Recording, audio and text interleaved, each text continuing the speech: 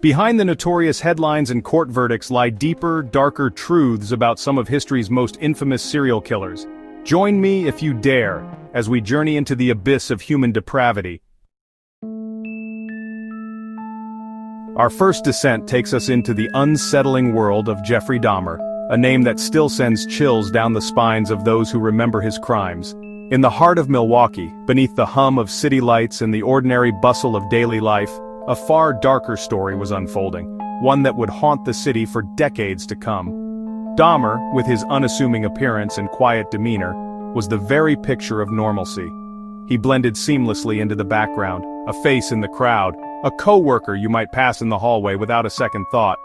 But behind that mask of normalcy lurked monstrous appetites and a mind tormented by urges he could not control.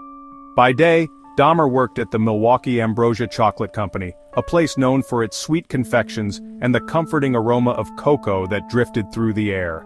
To his colleagues, he was just another worker, clocking in and out, performing his duties with quiet efficiency. Yet, beneath the surface, his routine masked a storm of gruesome cravings and a darkness that was growing ever more difficult to contain. It was within the walls of this very factory that Dahmer's twisted desires began to seep into his everyday life. In a chilling act that would later become the stuff of nightmares, he once drew blood from a victim and in a grotesque twist, mixed it with his chocolate milk. This macabre ritual, whispered about by those who would later learn the truth, was just one of many disturbing behaviors that hinted at the horrors to come. The act itself was a secret, a dark echo of the violence that simmered beneath his calm exterior. The abandoned corridors of the chocolate factory now stand as a silent witness to the unspeakable acts that once took place within its walls. The flickering lights and empty rooms serve as a haunting reminder of the evil that can hide in plain sight. This moment, seemingly small and hidden from the world, foreshadowed the horrors that would later define Dahmer's legacy, a legacy of terror, secrecy, and unimaginable darkness lurking just beneath the surface of the everyday. Ted Bundy, a name that still sends chills down the spine of anyone who hears it. His story is one of contradictions, a man who could charm a room with a smile, yet harbored a darkness few could imagine. Bundy's life was a twisted dance between the roles of lawman and outlaw, a paradox that would ultimately define his legacy. From a young age, Bundy was captivated by the world of law enforcement. He spent countless hours poring over detective magazines, immersing himself in stories of crime and justice. These tales weren't just entertainment for him, they were a blueprint, a guide to understanding the minds of both criminals and those who pursued them. The glossy pages and lurid headlines fueled his imagination, planting seeds that would later grow into something far more sinister. Bundy's fascination didn't stop at reading. He volunteered at a crisis hotline, a place where he could observe human vulnerability up close. Sitting in the dimly lit office, he listened to the voices of the desperate and the lost, learning how to manipulate emotions and gain trust. It was here that he honed his skills in empathy and deception, skills he would later use to devastating effect. Driven by his obsession, Bundy even applied to become a police officer. He dreamed of wearing the badge, of standing on the side of order and authority. The application process was meticulous, and Bundy approached it with the same calculated precision he brought to every aspect of his life. But despite his efforts, he was ultimately rejected, a decision that may have changed the course of history. Though denied entry into the force, Bundy's knowledge of police procedures became his most potent weapon. He understood how investigations worked, how evidence was collected, and how officers thought. This insider knowledge allowed him to stay one step ahead of the law, evading capture time and again. His reign of terror stretched on, in part, because he could anticipate every move the police made. Bundy's twisted fascination with law enforcement blurred the line between predator and protector. He wore the mask of a concerned citizen, even as he plotted unspeakable acts. To many he seemed trustworthy, someone who understood the rules and respected authority, but beneath that facade was a predator who used his knowledge of the law to break it in the most horrific ways.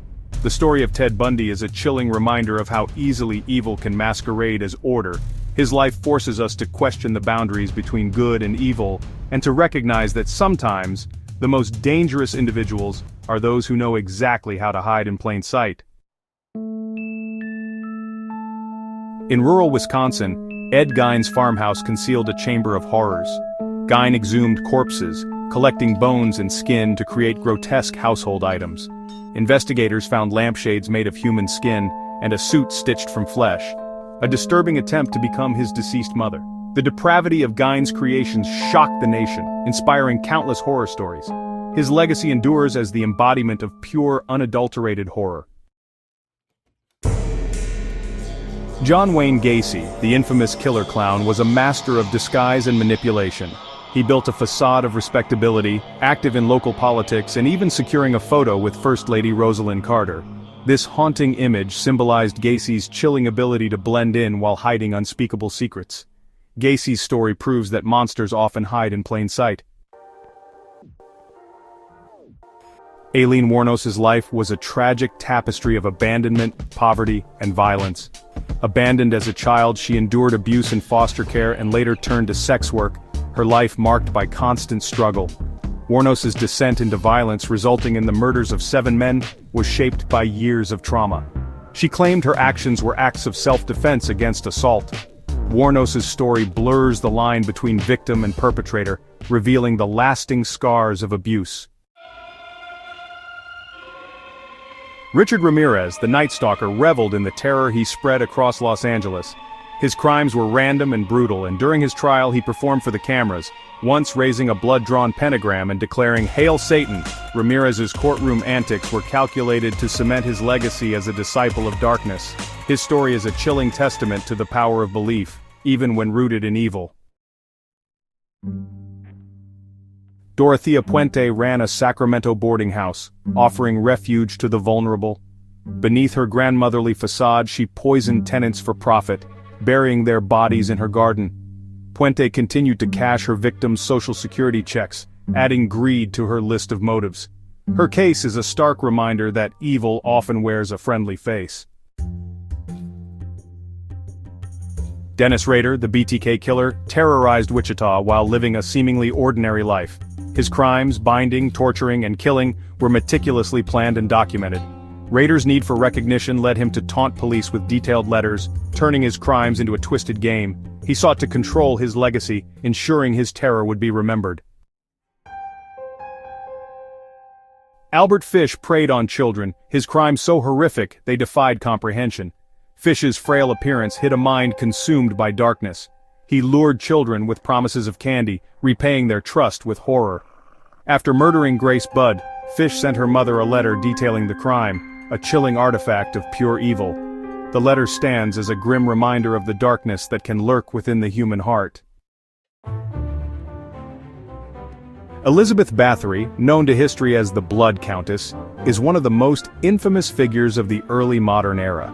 Born into Hungarian nobility in 1560, she was raised in privilege and power, surrounded by the opulence of her family's vast estates. Yet beneath the surface of aristocratic grace, a much darker legend began to take shape, one that would haunt the corridors of her castle for centuries to come. Bathory's name became synonymous with terror, cruelty, and a chilling obsession with eternal youth. Obsessed with beauty and terrified of aging, legend claims that Bathory sought a gruesome remedy, bathing in the blood of virgins. She allegedly believed that the life force of these young women could preserve her youth and beauty forever. To lure her victims, she promised them work as servants or maids within her grand castle, offering hope to the poor and desperate. But behind those imposing walls, the reality was far more sinister than anyone could have imagined. Instead of honest work, these girls were met with unimaginable horror.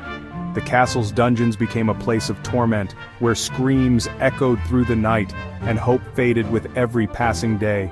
Some accounts describe brutal punishments, torture, and ritualistic killings, all orchestrated by Bathory and her loyal accomplices. The blood that stained the castle's stones became a symbol of her insatiable cruelty. Whether the stories are exaggerated or rooted in fact, Bathory's crimes have become legend, revealing the intoxicating allure of unchecked power and the terrifying depths of human depravity. Her trial and eventual imprisonment shocked Europe, and her legacy has inspired countless tales of vampires and monsters. The line between myth and reality blurs, but the horror remains. Today, Elizabeth Bathory's story endures as a chilling warning about the dangers of unchecked vanity, the corrupting influence of absolute power, and the darkness that can lurk behind even the most beautiful of faces.